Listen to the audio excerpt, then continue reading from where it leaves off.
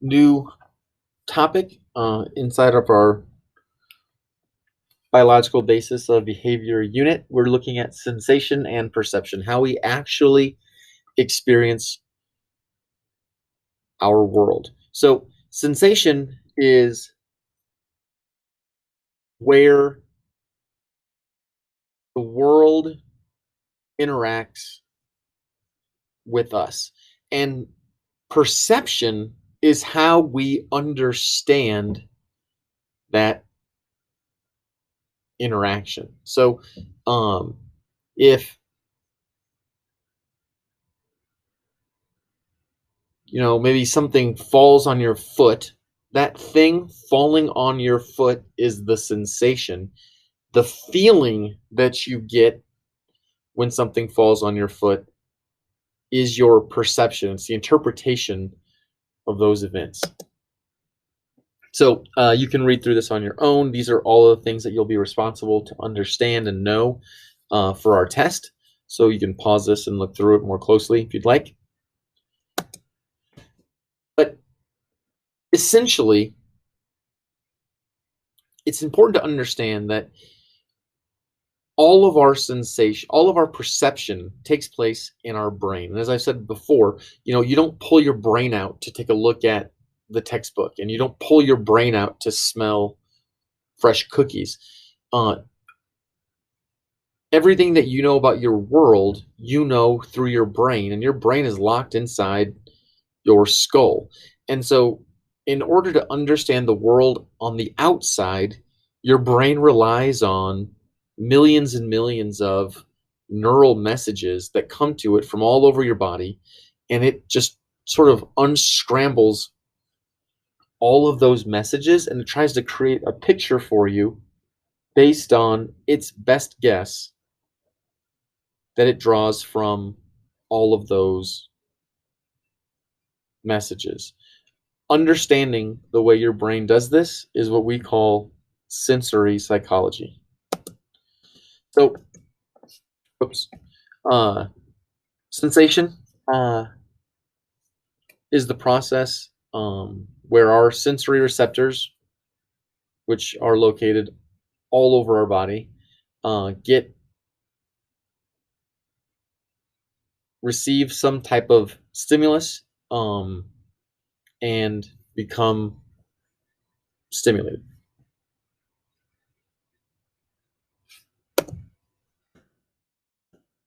So,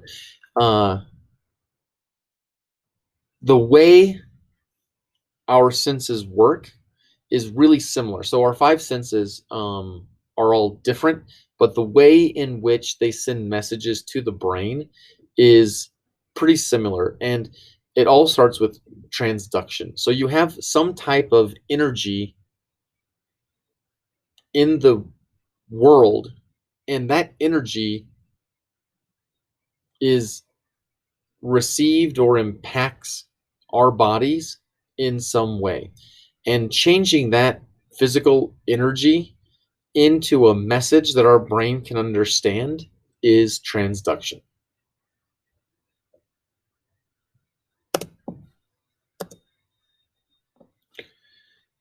Receiving those messages and then creating a sound that our brain recognizes or an image that our brain makes sense of, taking that outside, taking the messages that come from the various parts of our body and creating a smell or a sound or an image or a feeling, that process is perception. And our perception is our understanding of things. It's not the thing itself. So when you look at this image, some of you are seeing two faces looking at each other. Some of you are seeing a white vase.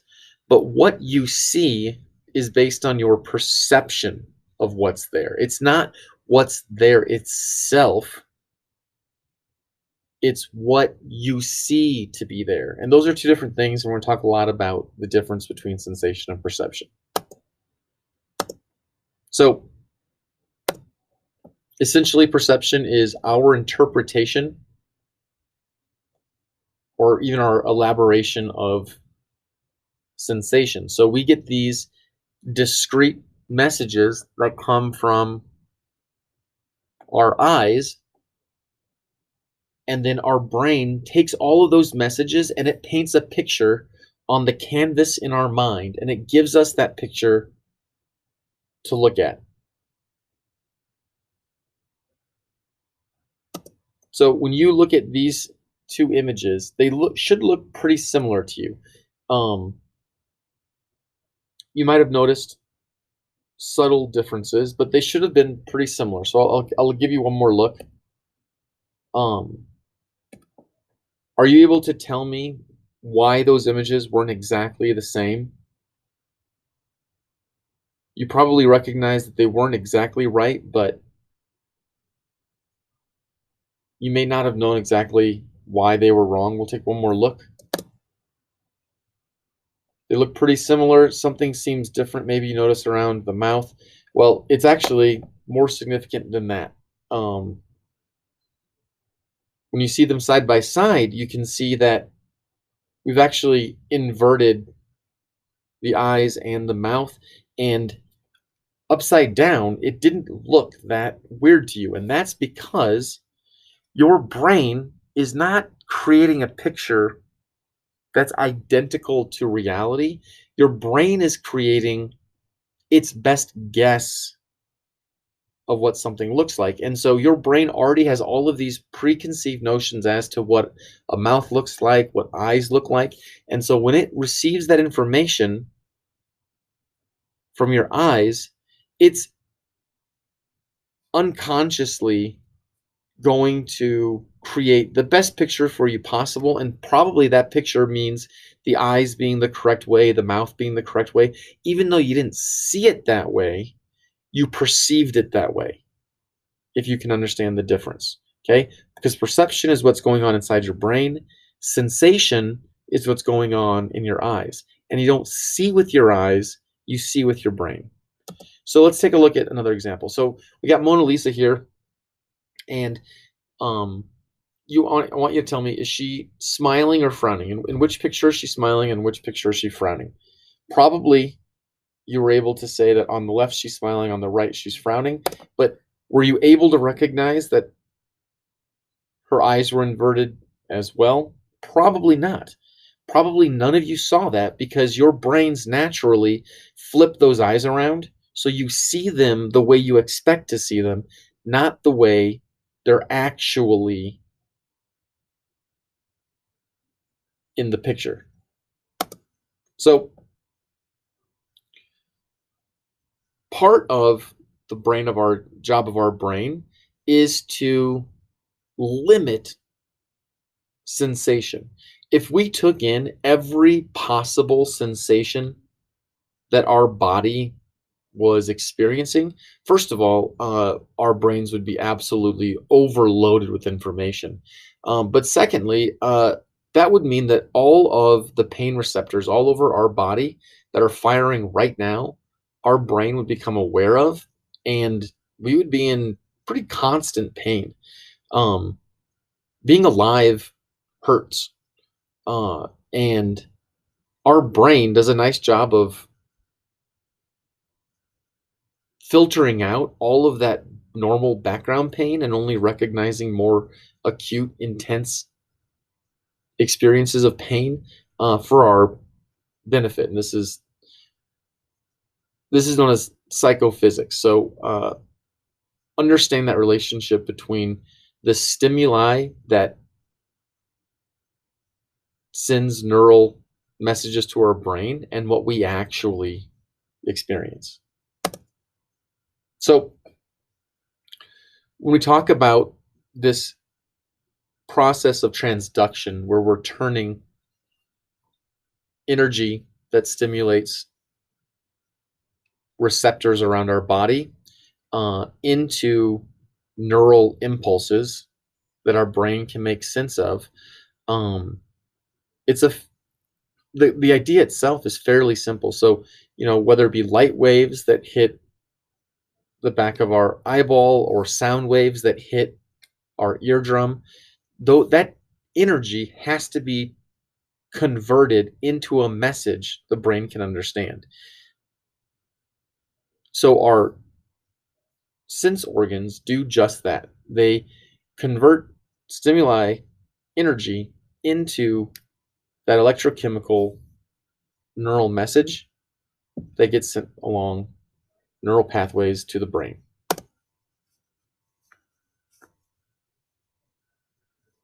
And that process starts with receptors in each of our sense organs, whether that be our eardrums or our taste buds or the skin all over our body. Those receptors receive stimuli, convert that energy into a neural message, and it gets sent to the brain. Like I said, light energy turns into visual messages. Chemical energy turns into smell or taste. When you bite into a hamburger, the chemicals in that food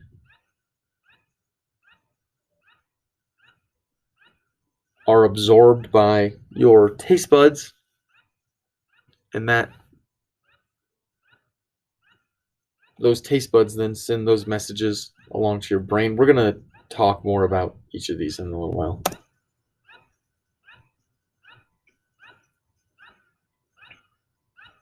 So, all of our senses are similar in that they transduce energy into neural impulses.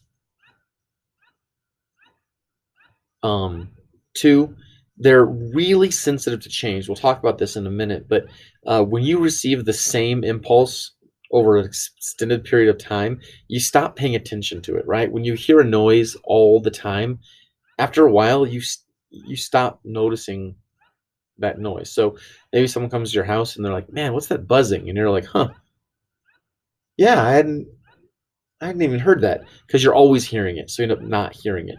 And third, um, they give us information about the environment that we're in. And so we're going to talk about how those work.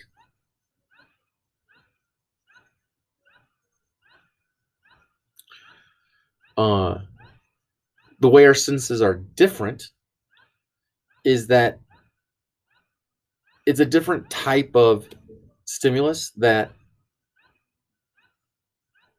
activates the different parts of the different senses in our brain, except for pain, which we'll talk about later. And then those neural impulses go to different parts of our brain and are decoded in different areas inside our cerebral cortex.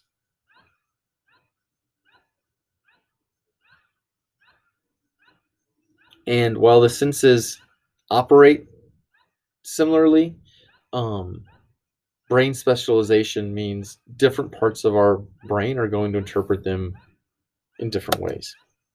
So the reason why we sense things differently is because different parts of our brain are activated. So if you hear a bell ring or you see a bell, the difference in those sensation is based on the different parts of the brain which receive that stimulation. So the visual information goes to our occipital lobe, the back of our brain. The audio information gets sent to our temporal lobes. Those different parts of the brain are interpreting that information differently. We're going to talk in class about how we actually process visual information. I'll do that on Thursday, guys, so don't worry about that. We'll talk about it specifically. Now, Sensory adaptation means our sense organs are really, really sensitive to change. So when something, you know, we're not real good at recognizing constant stimulation, but we're really good at noticing difference. Like I said, if there's that buzzing going on in the background, you might not be aware of it, but if it gets louder, you're absolutely going to notice it. It's the change that you recognize more than the stimuli itself.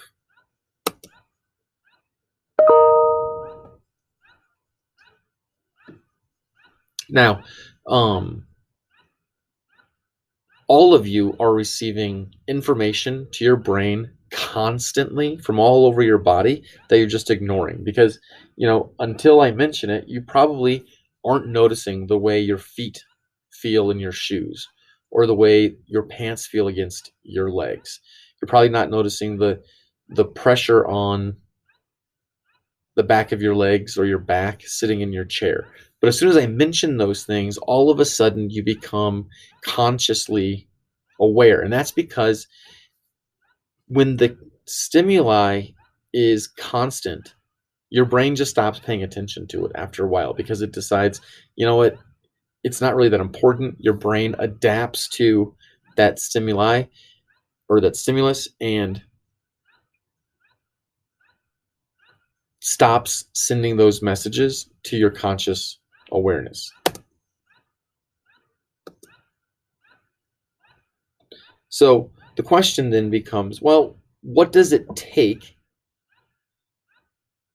for how much energy is necessary to get a sense receptor to send a message, to fire? And it depends on the specific sense, but we look for that bare minimum, that basement level stimulus or stimuli, and we call that absolute threshold.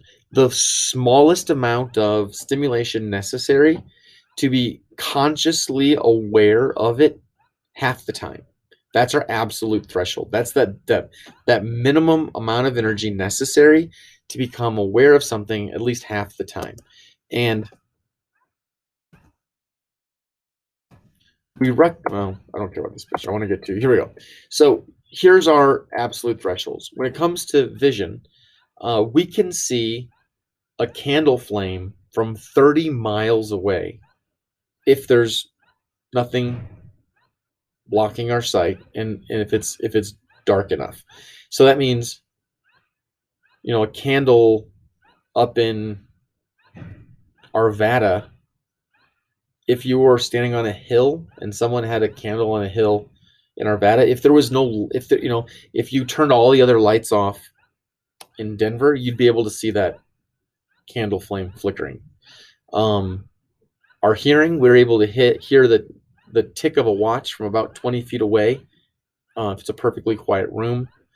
Our smell threshold is 1 drop of perfume in a 3-bedroom apartment should be detectable.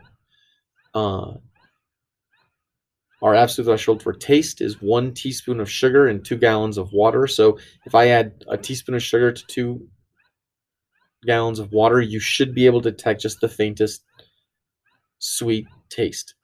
And as far as our touch goes, if someone drops the wing of a bee, I think this one's funny, but a bee wing from about a centimeter away, if they drop it on your cheek, you should be able to detect that feeling. So absolute threshold is what it takes to be consciously aware of a novel stimuli. The difference threshold means you're getting a constant stimulation from one of your senses. The difference threshold lets you know how much of a change you would need to make to that stimuli in order to recognize a difference. And this is the difference threshold, or a lot of times it's referred to as the just noticeable difference. So when you look at these two pictures, if you look at them for a minute, you might recognize that the one on the right is a little bit smaller. If you look really closely, you probably can tell it's a little bit smaller. That's about the smallest change in size I can make that you should be able to visually recognize. And this just noticeable difference gets outlined in what's known as Weber's law, which basically says there's a proportional difference necessary to recognize that just noticeable difference. So if you're holding something really heavy and I add a half a pound, you're probably not going to recognize that increase. But if you have nothing in your hand at all and I put a half a pound book in your hand, that you will recognize, because it went from 0 to half a pound. But if you're holding 100 pounds and I add a half a pound to 100 pounds, that you won't notice, because proportionally there's not enough of a change. So, well, there's this example of buying expensive things. And I don't love this example. You can read through it, but it's not a good example. You understand what I mean just from the weight analogy, right? If you're holding a 1 pound weight and I add another pound to it, you're going to feel the difference. If you're holding 100 pounds and I add a pound to it, you probably won't notice that difference. It's not a large enough of a change to recognize. Now, the just noticeable difference, or Weber's law, says there's a threshold that needs to be met. There is another theory that says our detection of stimulation is not the result of an absolute threshold.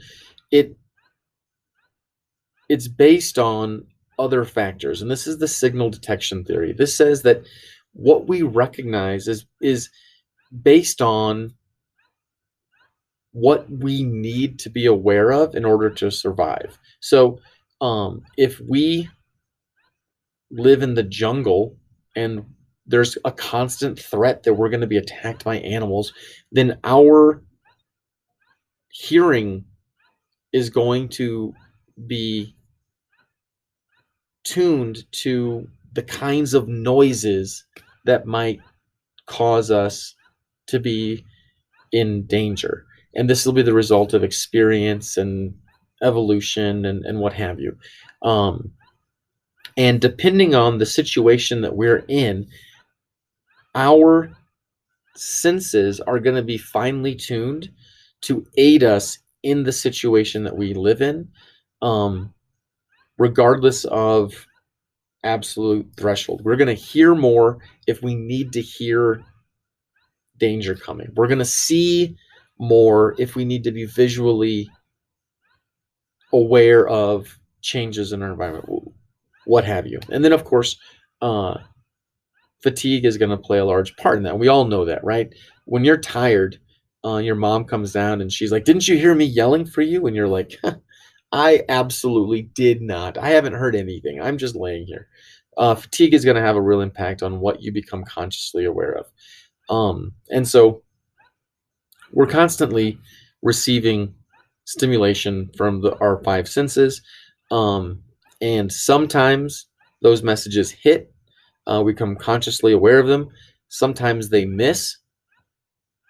You know, your ears were receiving that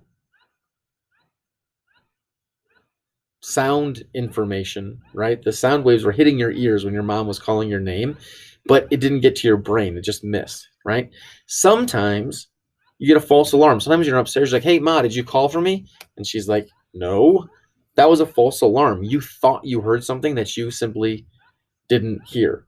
And other times, you have a correct rejection. So most of the time, you don't need to think about the way your feet feel inside your shoes. That's information that's correctly kept from your conscious awareness because it's not important. All right. We adapt to the sensation that we're feeling. Like I said, if there's a constant buzz in the background of your house, you become unaware of it. And that's sensory adaptation. Your receptor cells just fire less and less.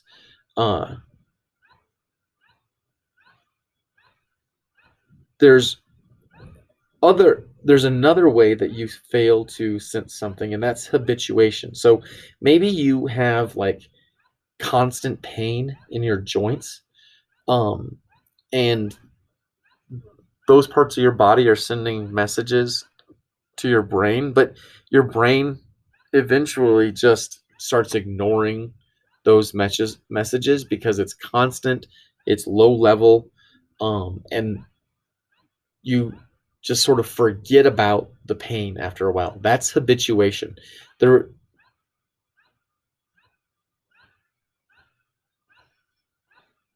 signals are being sent, but then they're just being ignored once they get to your brain. Now, when it comes to vision, sensory adaptation and habituation could become a problem because if you're seeing the same thing for a really long time, sensory adaptation or habituation should cause you to stop seeing it, but that would be really dangerous. Just because something in your visual field doesn't change doesn't mean that you don't want to be able to see it, because that would leave huge holes in your visual perception. In order to avoid sensory adaptation, your eyes do this amazing thing called microsaccades, which means your eyes are constantly moving, and they're constantly looking at different things. And while your vision, your visual field doesn't change, your eyes are moving, and that's so that it doesn't stare at any one thing so long as to cause sensory adaptation. By constantly moving, your eyes keep visual stimulation, and you're able to maintain that visual image. All right, I'm actually going to stop right there, and we will continue this conversation in class on Thursday. I will see you all there.